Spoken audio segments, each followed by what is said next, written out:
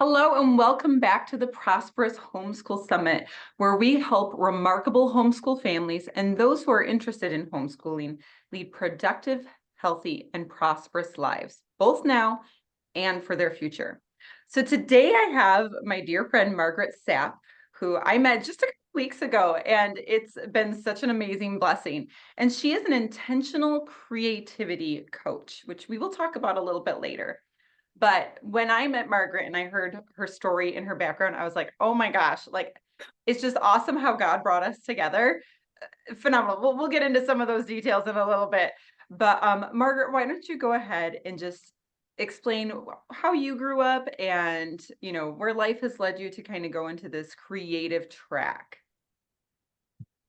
Thank you very much, Andrea, because I'm so thrilled also to be on this show because I really believe in your work and your mission. And I'm just honored that I can share a little bit of my journey. And you're right, we find each other, we find each other. And so, yeah, I'm intentional creativity coach, basically meaning that the work I'm doing in the creative fields are not only for the results, but also really a tool to find answers to things that might be going on, to kind of stir up emotions and to work with emotions in a way that is just mindful and giving it a place on paper or in a painting is a very healing process. And it's not only healing for when people have trouble or when, for example, children feels a little bit wary about something that's happened outside in the playing field,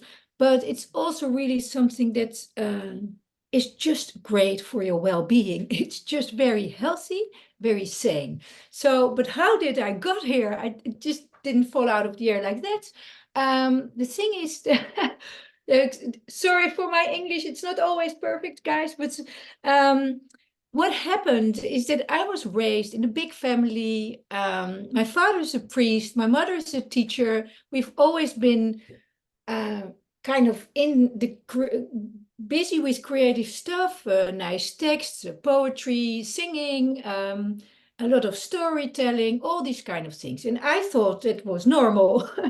So yeah, growing up, I discovered little by little already as a teen, like, oh, it's not that normal, right? So I always try to give something that I felt at home, sharing it with others. And ultimately, well, I ended up in creative businesses, in music, in lifestyle, fashion, sports, all kind of fun things, but always kind of working with the creative field. So when I was lucky to get my own children, I really thought like, I'm going to do all these creative things with them. Nice, like, just like my parents did. And then, oh, that was hard because I had a busy job and I thought all these fun things that I would do with children, I just didn't get to it. And it was kind of frustrating me at a certain moment. So one day I said, this is crazy.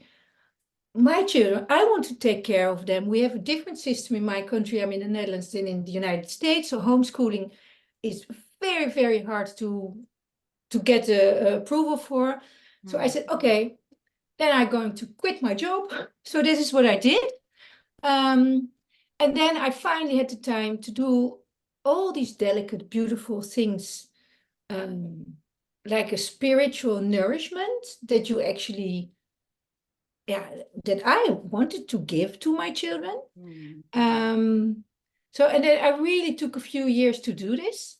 So I don't want to speak too long because maybe you have a question, but to cut it really short, then at a certain moment, after 5, 6 years, I said like, oh, but I want to get back to work. What am I going to do? And then I decided not to go back to corporate companies, but to start my own art studio. So let's stop it there. That's how I kind of quickly share my journey. Yeah. That's awesome. That's incredible. So I know we talked a little bit more in detail, and I think your journey has been really amazing because you actually went for a degree in education, correct? Am I right in Well, that I one? studied French linguistics and literature Okay. and culture at university. And I thought, well, okay, maybe then I can become a teacher studying French. Oh, it's also Okay, nice. So, but I did all the educational I call it disciplines that you get to do so that you have the right to become the teacher. So gotcha. but when I finished university, I thought like, okay, I'm not going straight into education. I can still do this after my 40s. That's what I thought. Okay, So yeah, gotcha. That's where the educational piece of it came in. Because I know that wasn't really the path you ended up going on anyways. And you had all this like creative ambition, I would say, inside of you, which is just fabulous. And but God took you on a journey which I was very intrigued by with the performing arts, right? With the musical side of things, musicians, and then to was it the VP or the PR for Adidas, the international yeah. PR for Adidas? And that's such an interesting like connection between the two to go on that side of things. So why don't you discuss how that went? Because you were in your early 20s, you said, when that started, right? Tell us a little bit about that journey. Well, the thing is that so yeah, when I finished my studies, a lot of my friends they went into corporate straight, like very blue environments, and I was like, okay, do I need to do like what everybody else is doing? Somehow I felt this reluctance, and I did something completely different. Went into the music industry. Actually, my first contact was a lady who actually was um, related to French. She was actually French spiritual songs promoting in the Netherlands. So that was my first entrance, which I, of course, really liked because I found it really funny. But I thought it wasn't that cool at that moment because, I was just in my 20s. I Yeah. wanted to party a bit. So that's what I did. That's what I did. Um, but then I had 4 years, 5 years in the music industry, really working closely to teenagers. Well, from a Mm, youth marketing perspective, but of course, very close living by what is important to them, which made me accidentally kind of interesting for a big global brand like Adidas, a sports brand, because I had been so much in the modern field of what the youth of today are interested in, that I indeed got hired as a public relations manager for Adidas, first in the Benelux, which covers 3 countries, and then quickly I moved up into global responsibility. So I've been able to travel the whole world sharing about the importance of sports, mhm, which is so important for, well, you know all about it, well, for, well, first, knowing your body, mm, respecting the body, knowing how mhm, to protect your body, um, uh, feeling your strength, your resilience, your confidence, your trust. I mean, it's like your temple, we could say, right? I mean, your body is something, it's almost sacred. And so being in this field of sport, working very closely to high performers, it has been very humbling as well. mm, Very beautiful, sharing about how a brand like this supports new technologies, but also works very close to children. And yeah, really showing them uh, the importance of also for the mental and for your physical health, but the greatness of sport and just play. The field mhm, of play is something I really, really want children to be able to develop and explore themselves in. mhm. Yeah, the creativity that you get from an arts education, it really like encompasses the full person, right? I know we Yeah, talked a little bit about that at when we were at the airport, and, yeah, and that's where we were like, oh my gosh, like this was meant to be, you know. And it's interesting how God makes things connect that, we wouldn't have figured out how to connect on our own, right? So you were on your path trajectory to be a teacher in French, and you said, wait, there's something yeah, else, and then you go into the musical, well, how do you say that? But you were helping produce music, right? yeah, yeah. Yeah. And you said that almost everything you guys touched, God just like blessed it and it just kept booming. Really? Unbelievable. Yeah. Really, like big time. And we were so close on what um, young people wanted, rather than deciding for them, oh, we think they need this or this or this. We actually asked them, what do you want? What does feel good to you? And I know from a parenting standpoint, people have differing opinions about this because some of the parents think that they can decide everything or have to control everything to be a good parent, but there's a lot of space possible to actually ask the child. And I think that's the beauty also of homeschooling. Of course, there's a program, but you can ask your child, what are you interested in now? Or what would you want from dad or from mom at this moment? What would you like to learn? And this would this is what we did in marketing within the music company. But so what happened that suddenly we were creating school agendas and drinks and all kind of stuff that we were like, this is nothing to do with music anymore, but it was all in this field related to the music. And it was a great concept. And I think you can do the same. Yeah, within homeschooling, within dance, within creativity or drawing, like building concepts around certain themes. So that's actually the container that you can decide, but then ask the child, what do you want? How do you want to move? What do you want to learn? What do you want to draw? You know, so yeah. Yeah, and then from there it can kind of perpetuate a whole world, right, of Yeah, different spaces that you can glean from and learn from. yeah. So very, very cool. And so that music career took you into Adidas. How did you see your creative knack come out in that kind of world with PR and marketing for Adidas? Yeah, it was wild because to me, I was like, I think, can I do this? You know, it's a global responsibility. I had to travel all around the world. Suddenly, and had to promote or be involved with journalists that knew far more about certain topics that I did. I knew. And I was lucky that I could go to the Sydney Olympics, for example, which was Wow. one big creative event. It was a Yes. sports event, but the vibrancy and the aliveness of the whole 3 weeks is something that really got almost under my skin because um, it was so humbling to see all these countries, all these different athletes playing together, talking together, laughing together. I mean, we know, you know, the world is sometimes harsh and there's war, but this was like the opposite. It was competition, but in a good way. Yes. And this simply sparks creativity because you can, Yes. oh, we can create this story, oh, let's do this interview, and oh, no, not to this newspaper, but let's take that one. So you kind of play and yeah, it's a bit like or like chef d'orchestre, how you call this, the guy doing the orchestra. Oh, Um, the conductor? yeah, yeah, Yes.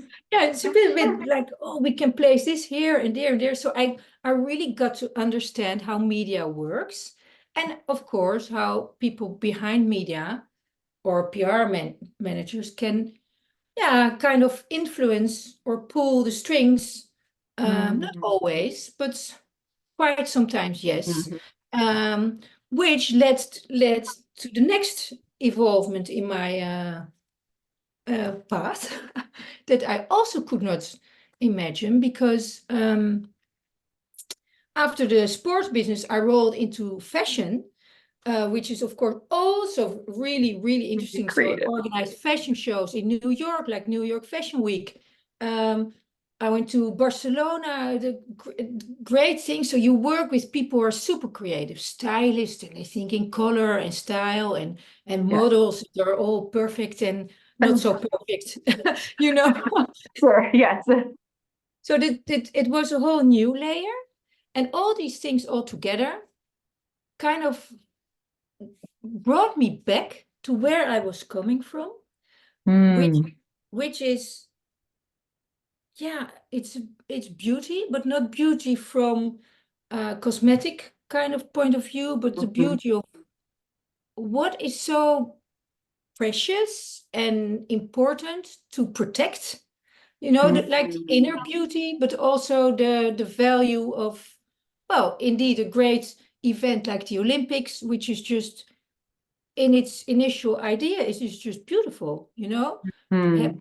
bring people together. And And so that's how I got to finally step out of the bigger company, start to work for myself, and I started to work for some theater pieces, uh, promoting the shows that were all about actually street dance, urban street dance, Mm, and also another historical piece on the history of war and all kind of terrible, yeah, things that have happened during the war, but then how people are brought together and how also are torn apart, mm, and how using your voice and self-expression is extremely important, even when somebody puts the knife on your throat.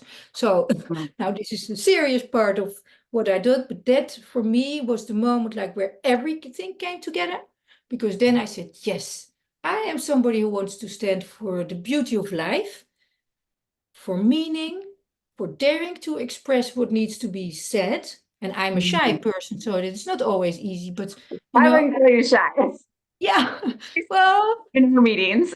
yeah, but and so this is how I came on this path of self-expression, and actually then, yeah, the drawing and painting is something where a child, because that's where I come back to the art studio that I funded, Mhm. that's where child self-expression starts. And Wow. to Yeah. me, it's shocking how many young children don't dare to make something by fear of judgment from, yeah, either their peers, the teachers, or anybody. And I try to um, support them through that. And so I'm a very severe teacher because they are not allowed to use a eraser. A You're lot like, of you're children, sticking to it. Yeah. I give them a big fat marker, and then some of them they just go, and a lot of others, it's nice for all parents listening to just try once to give them a big fat mark and ask them to draw something difficult, and or even if it's you say, okay, draw a duck or something, whatever, and then they're like, "Ugh." Some children will just go, and others will be like, have, Uh-huh. and it's Yeah. just interesting to then propose to them if it's a mistake, if it's not going right, try to solve it, to kind of talk them through this process. And Yes. you all work with children, you can do that. And it's still something I do as intentional creativity coach with adults. Yeah, it reminds me like we all have these points in us which are we battle with perfectionism, right? Mm, Because we want to be right or we want to have, look a certain way. And it's really what you're talking about, it sounds like, is how the arts, whether you're drawing, whether you're dancing, whether you're doing anything within that, you have more freedom to get past that perfectionistic thinking because it's like exactly. it just has to be made. It doesn't have to be perfect. And it Yes. gives you that liberty to be yourself in the midst Yeah. of that. Yeah. Yeah. Very And working much. past the judgment is a big one though. That's a mental hurdle, isn't it? Yeah, and and so many children, and again, I have so many adults I'm working with as well that have been told or that were told like, um, I mean, maybe they had been drawing a tree and somebody said, "Is it an elephant or a, So no, this is a tree. The child thinks it's a tree, and then the grandparents say, "Hey, this is an elephant." So a lot of is judged or labeled. Mm-hmm. So always when you have a child drawing something or they're showing to something, ask them uh, or comment something that is not defining what it is Right. before the child has expressed what it is. Right. Like it'd be better be like, tell me about your drawing. Yeah, And then they have the ability to express it. yeah. Because Yeah. we're very quick, like, oh, that's a nice or cute, blah blah blah. And then it's something else. So, Yes, yes. yeah, Yeah, yeah. so true. We can make assumptions for sure. So it's interesting because the words cross-cultural always come into my point of view when I begin talking to people about the arts, because the arts are a language that is not, it doesn't have the same barriers as like English and French and that kind of Yeah. thing. It's very cross-cultural. And as you were talking about going to Sydney for the Olympics, I was thinking to myself, oh my gosh, your arts journey is literally cross-cultural. Like, and I know Absolutely. you speak a ton of languages, right? You speak, was it five? Yeah. Yeah. Five, You speak six actually. six languages. So you're from the Netherlands. What did you grow up speaking mainly, though? Dutch. Dutch. Okay. But And Dutch is from the Netherlands, and then at school, a lot of Dutch people they learn English for sure. But then it depends a little bit on the level of education. But then German, French, Spanish, Italian is not taught in schools. But once you have learned French, the hop into Italian is doable. yeah, So a little easier. Yeah. yeah, Yeah. once you Wonderful. have one down, second down, then it goes quicker. Now, do you feel like language, all these languages you've learned has opened up more creativity or more creative options for you as a person? This very nice question. There's a very famous quote of Fellini. He says, a different language is a different vision or a different view on life. And I think that's Mm, true. I mean, I mm, can say when I hear Americans talk, they definitely have a different vocabulary than the Spanish or than the French and the German. So every language has its own cultural linguistics and yeah, it absolutely sparks creativity for sure. Yeah, I yes. would encourage everybody to learn another language. Yes. Also, also why? Because if you learn another language, you're a bit humbled, like or you don't dare. You Mm, feel really like a kid again, like a pupil, like, oh, I don't know how to do this. So that state of not knowing is a great place because mm, you have to deal through some stuff. You have to listen more. You have to be willing to not understand. So there's some humbleness coming, but that space is also a place where you get to be creative because, okay, if you cannot understand what somebody says, you're going to look better to how they express their face, or mm. or you try to read the newspaper, so you try to look for solutions so that you still can catch up kind of to what is going on. So yeah, um yeah, Yeah. you're right. You do Point. you feel like all this creative background that you have, like from your upbringing and from all these beautiful experiences that you've had that God's kind of just brought you through, do you feel like that has what's kind of the idea? I'm kind of like lost what I was looking for, but do you feel like it makes people, okay, it's made you like a very well-rounded person, but does that creativity kind of help you so you don't really have a ceiling that you bump up against? Like it opens more opportunities for solutions, Yeah. I guess is what I'm looking for. Yeah, it's a beautiful question, Andrea. Thank you, because that is what it is. And um because yeah, we all are creators. And Hmm. the thing is that we unlearn to be creative. Mm-hmm. And that is so sad. And that is such a pity of the potential. And I really started to, especially with the coaching, to kind of hone in on this aspect because um, you are born an original. I mean, you can live a cosmetic life and according to other people's expectations, which is okay, yeah, fine. It's very practical for everybody if we're all kind of the same. But you have your ideas and somebody else listening have theirs. And there is enough space for everybody to Hmm. Yes. share and to bring in new ideas. And the future needs creative people. I mean, that's for sure. I mean, there are a lot of complicated things going on, and we need creativity. We need to be able to learn and accept each other's views.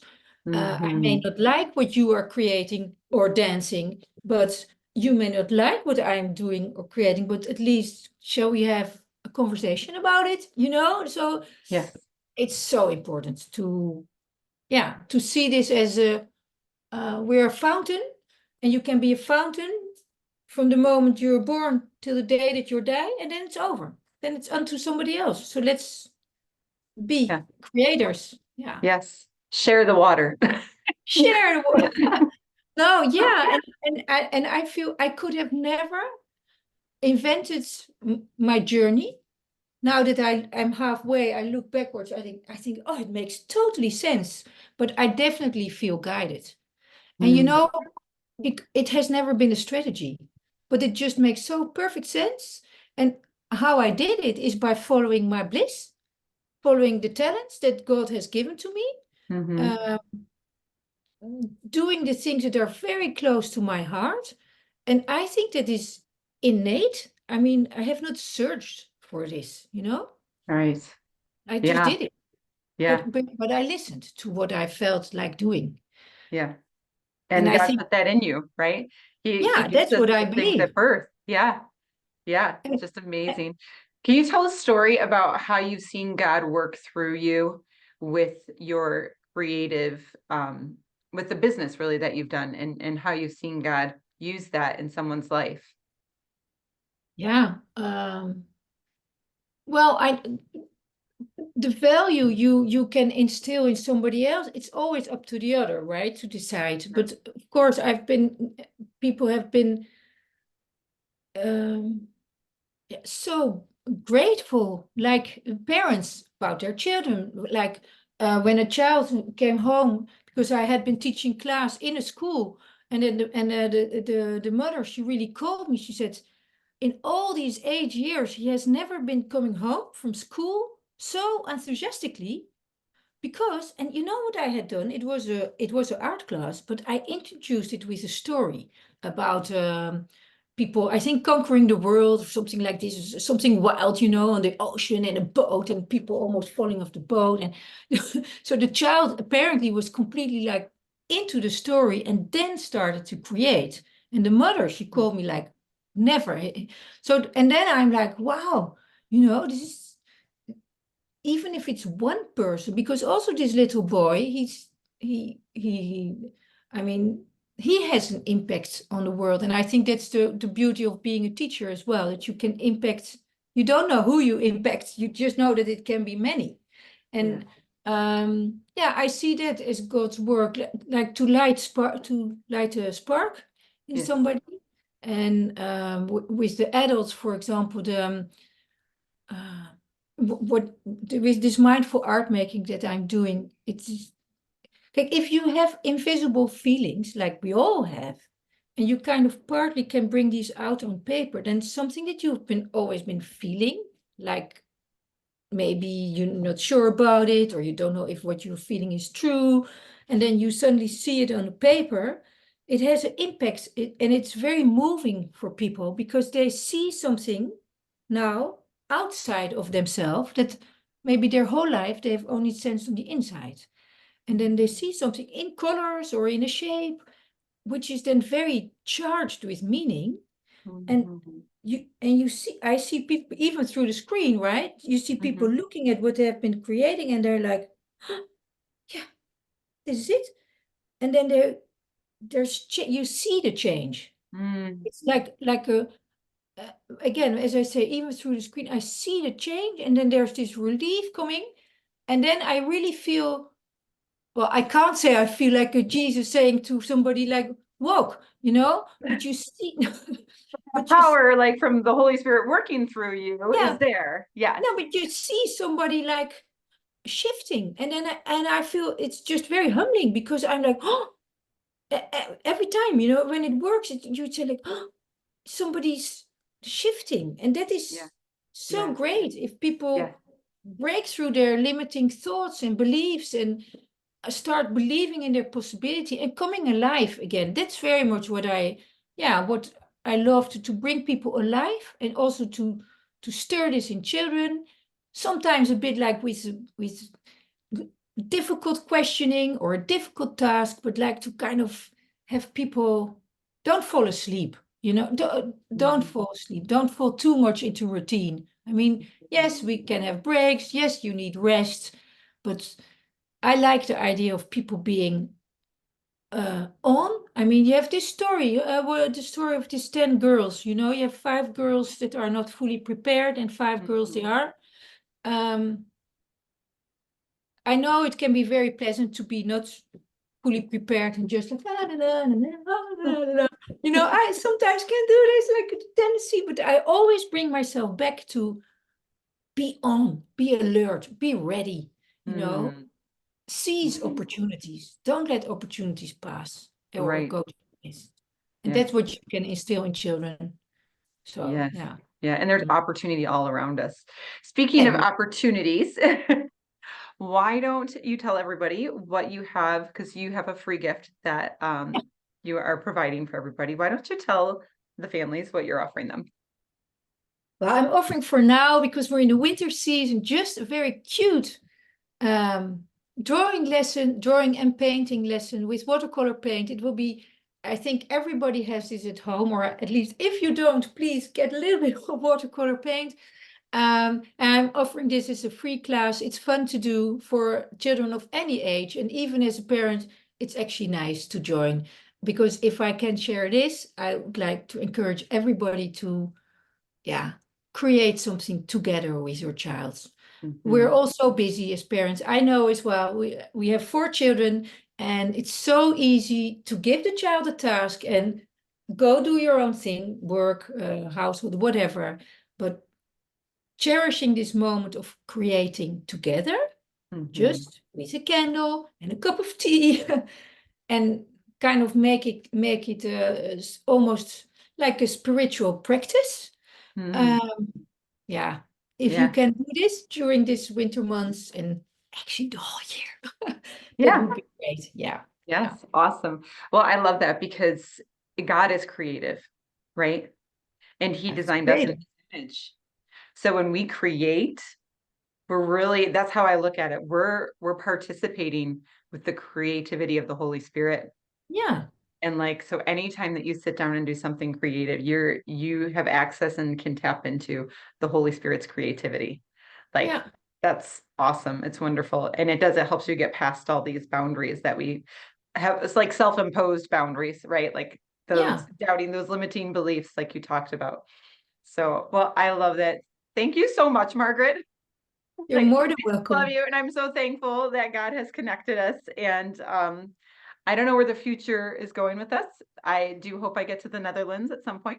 But for now, we'll continue to connect through Zoom and through phone calls. And Yes, we will. I hope everybody learned something super valuable today about the importance of bringing creativity into really your everyday life Yeah, and seeing how that makes a difference in just being a humble person and taking off the lid to where you think you can go.